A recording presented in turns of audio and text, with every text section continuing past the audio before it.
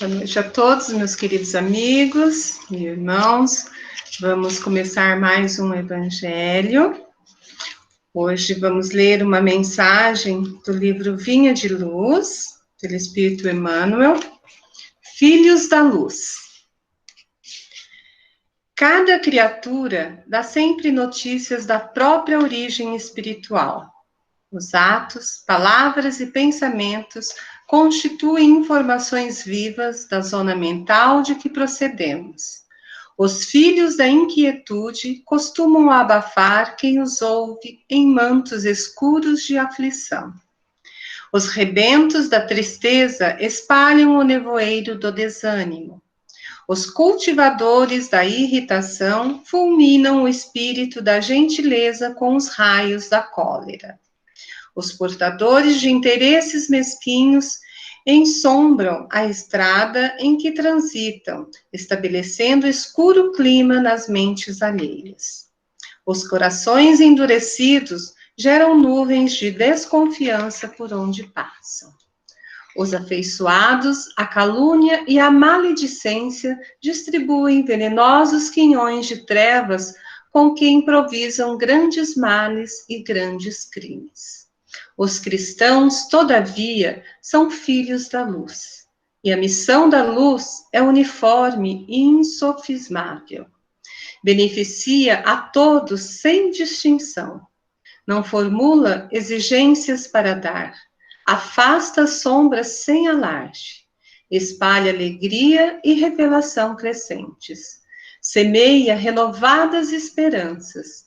Esclarece, ensina, ampara e irradia-se. Vamos então nos preparando para a nossa prece, nos deixando envolver pelos nossos amigos espirituais, recebendo a paz, a harmonia e o amor transmitido a todos nós, encarnados e desencarnados, nos sentindo amparados, protegidos por esses espíritos de luz que tanto zelam por nós e que ficam felizes com a nossa vitória em nossas lutas diárias.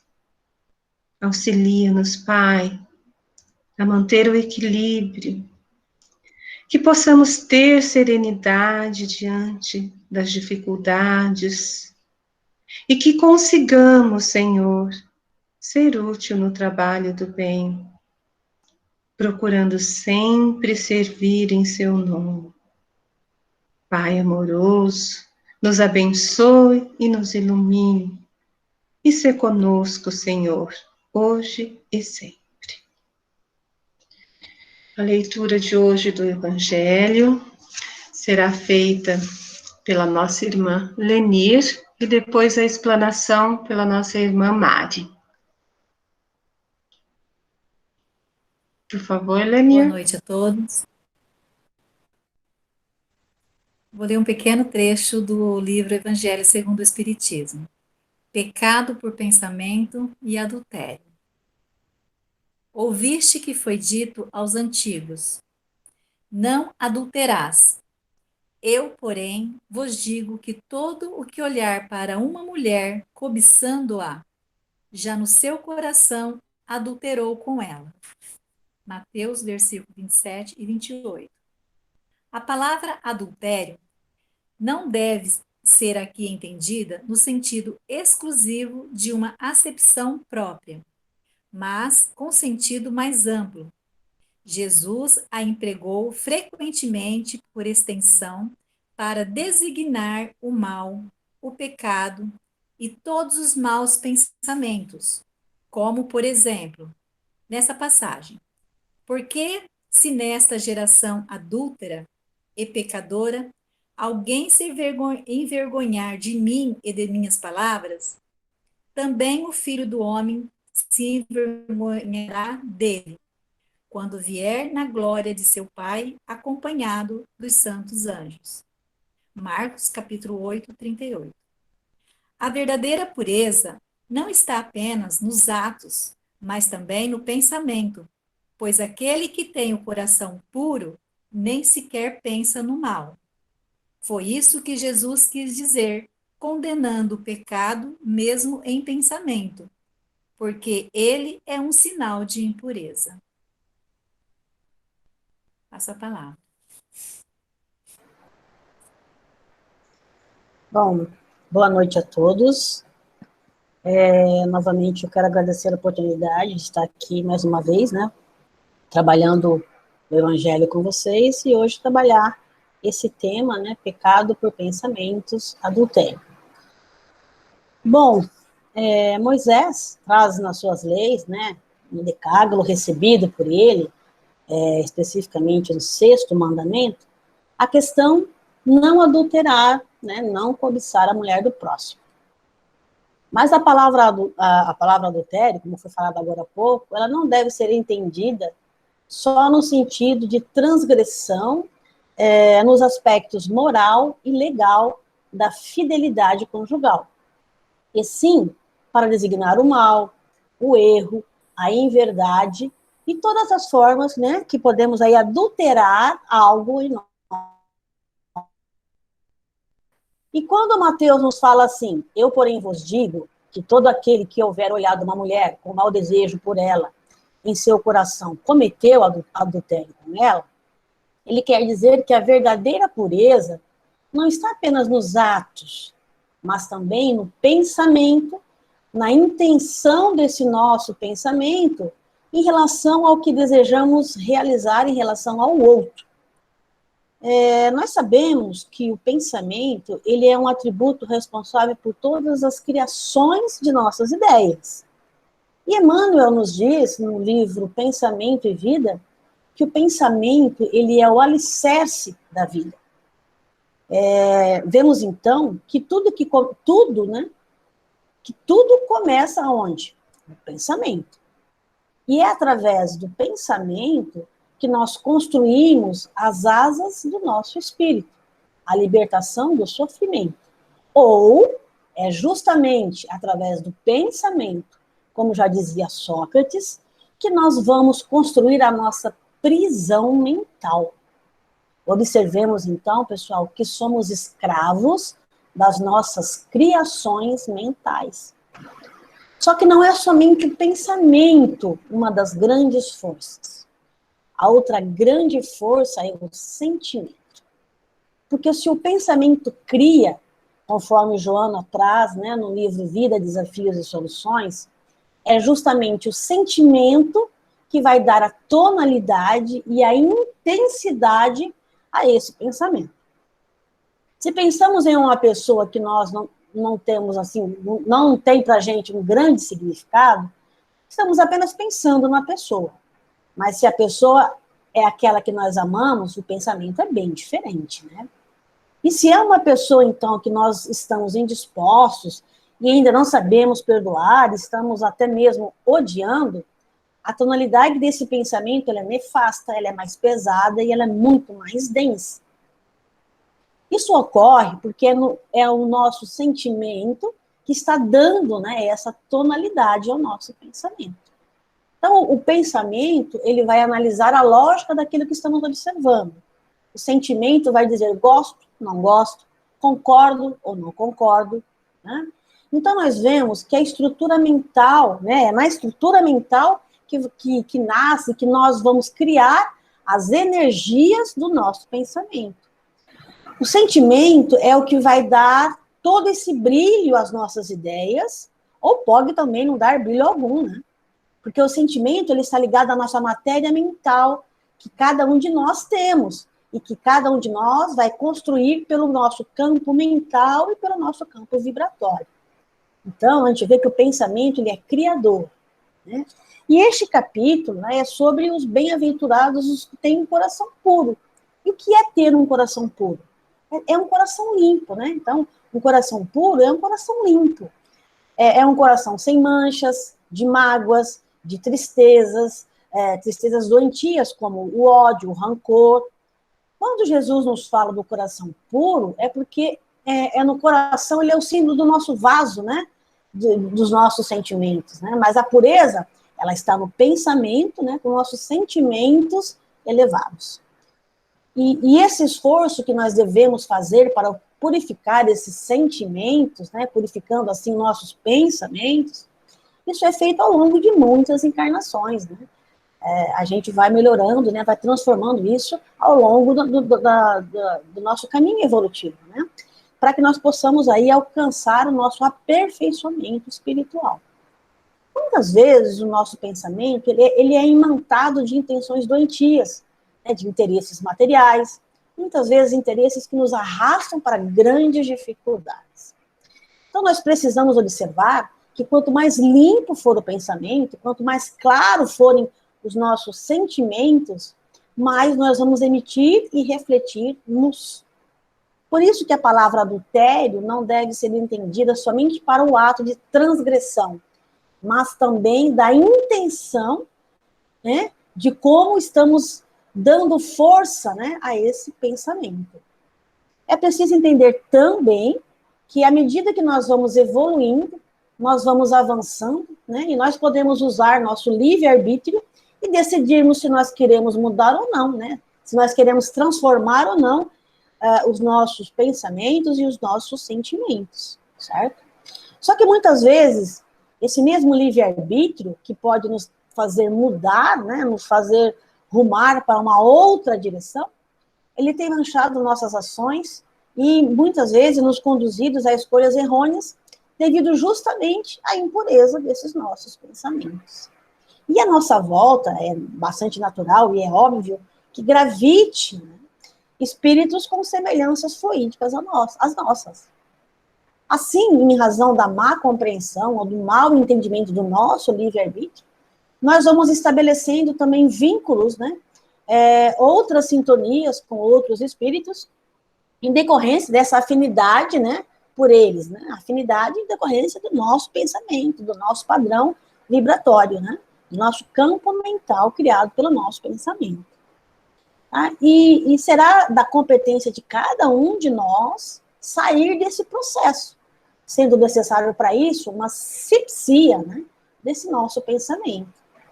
E o caminho mais estruturado que vai nos conduzir a essa asepsia, sem dúvida, é o caminho do bem. Mas esse caminho será também através da mudança das nossas atitudes, né, tomando cuidado com a nossa forma de agir, nos tornando mais disciplinados, mais educados e, consequentemente, melhores. E o Evangelho nos chama a atenção para essa necessidade de trazer o coração limpo, porque o sentimento ele tem que estar destituído de maldade. E essa maldade, muitas vezes, né, já está representada, a gente vê no nosso dia a dia, pela cobiça, pela inveja. Dessa forma, quando nós retomamos nosso pensamento e o alinhamos, né, com a lei do amor, nós vamos começando a adquirir outro fluxo mental, fornecido pelo pensamento, mas também pela vontade. Tá? Então, a vontade é o que nos vai dar a direção. Então, o pensamento, como eu falei anteriormente, ele vai criar. O sentimento, ele vai dar tonalidade e intensidade a esse pensamento.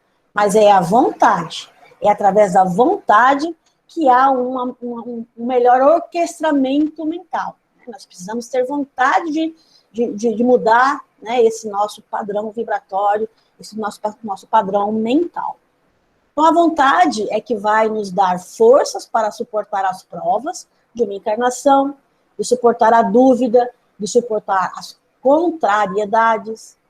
Essa vontade, ela é essencial e junto do pensamento e do sentimento, ela vai nos trazer um conjunto de recursos que naturalmente vão se tornando mais desenvolvidos na nossa caminhada espiritual. Então, nós vamos começando a perceber o que é sentir e, ao mesmo tempo, fazer, se movimentar no bem, nas ações que trazem dignidade ao nosso espírito, que vão nos estimular o quê? A prática da caridade. E essa caridade, ela começa com né, o outro, nas suas meditações, uma não é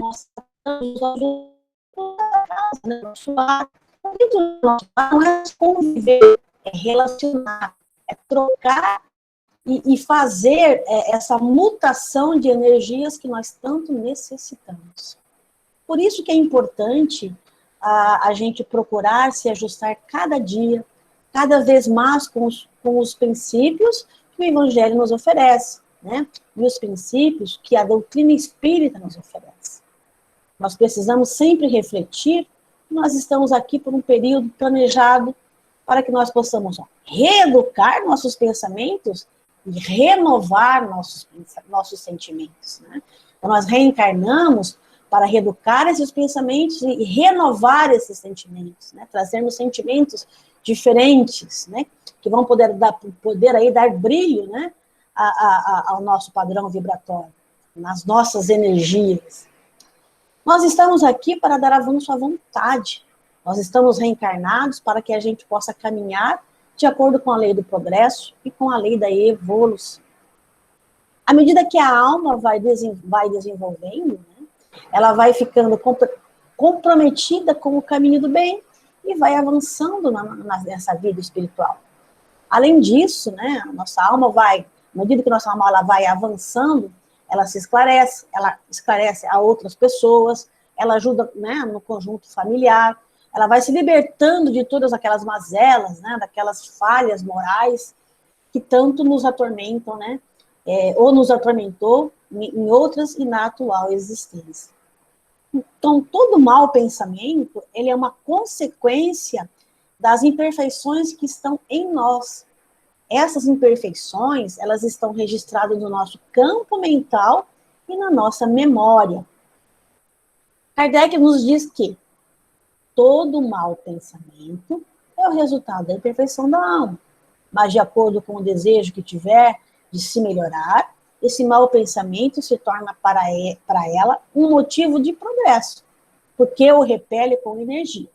É o sinal de uma mancha que se esforça por apagar. Então, a reencarnação, ela é um meio do progresso. Todos nós temos o desejo de melhorar. Então, vamos passar a observar melhor nossos pensamentos e vamos transformando-os para que eles possam se alinhar junto à lei do amor e à lei do progresso. Kardec também nos diz que aquele que não tomou boas resoluções e ainda busca a ocasião de praticar o mau ato, se não o fizer, não será por não querer, mas apenas por falta de circunstâncias favoráveis, é, portanto, tão culpado como se não houvesse praticado. Kardec nos fala ainda que a pessoa que não concebe o mal pensamento já progrediu, pois já não tem mais resquícios do mal. Aquele a quem concebe o mau pensamento, mas que o repele, está próximo de alcançar o progresso. E, finalmente, aquele que tem esse pensamento e nele se satisfaz, o mal ainda existe na plenitude de suas forças. Em uma, o trabalho está feito, né? Já não pensa mais no mal. Na outra, ele está por fazer. E Deus, que é justo, leva em consideração todas essas diferenças ao responsabilizar o homem por seus atos e pensamentos. Precisamos estar muito atentos, então, porque Jesus é o nosso mestre e o nosso modelo de conduta moral. Procuremos nos esforçar, procurando alinhar nossos pensamentos com o Evangelho, tornando-nos seres melhores. Todas as vezes que vier uma ideia ruim, repense, reflita, modifique o seu campo vibratório. Retire essas intenções doentias. Mude seu olhar para a vida. Que Jesus, consequentemente, se nós fizermos a nossa parte, Jesus nos dará força e todos nós haveremos de nos tornarmos melhores. E para a gente finalizar, eu gostaria de passar para vocês 2 mensagens de Joana de Ângeles. Pensar, bem ou mal, é uma questão de hábito.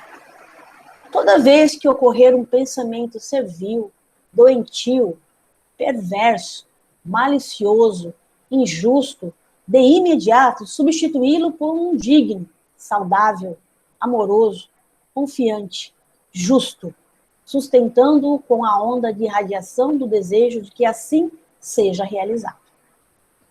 E o último pensamento nos diz assim: o pensamento é força.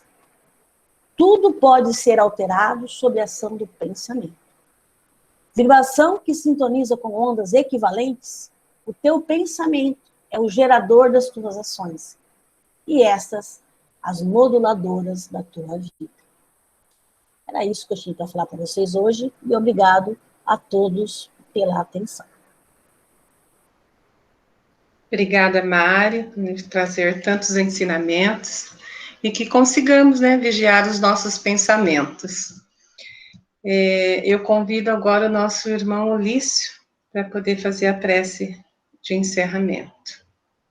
Boa noite a todos e que Deus esteja sempre ao nosso lado, nos intuindo para que nós sejamos um pouco melhor hoje do que fomos ontem. Então vamos desligar dos maus pensamentos e elevar a Deus os bons para que Ele nos auxilie, para que Ele nos oriente, para que Ele possa nos atrair as coisas boas. Se as coisas boas existirem dentro de nós possamos também emanar para aqueles que necessitam.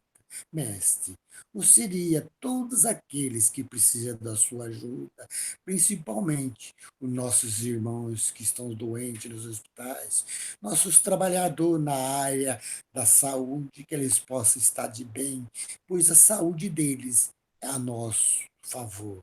Mestre, ampare e protege todos nós, ampara a nossa casa espírita, todos aqueles que estão aqui presentes, que Jesus, na sua divina bondade, pode estar sempre nos orientando, nos intuindo, para que nós possamos ser um pouco melhores do que fomos ontem. Obrigado, Deus. Pai nosso que estás no céu, santificado seja o vosso nome, venha a nós o vosso reino. Seja feita, Pai, a tua vontade, não a nós, assim na terra como no céu. O pão nosso de cada dia nos dá hoje. Perdoai, Senhor, nossas dívidas, assim como nós perdoamos nossos devedores. E não deixeis cair vos erros em tentações, mas livrai, Jesus, todo mal, que assim seja. Uma boa noite a todos e que Deus esteja com todos nós. Sim, sim. Obrigado. Obrigado, Ulício. Obrigado a todos pela companhia e até quinta-feira, se Deus quiser.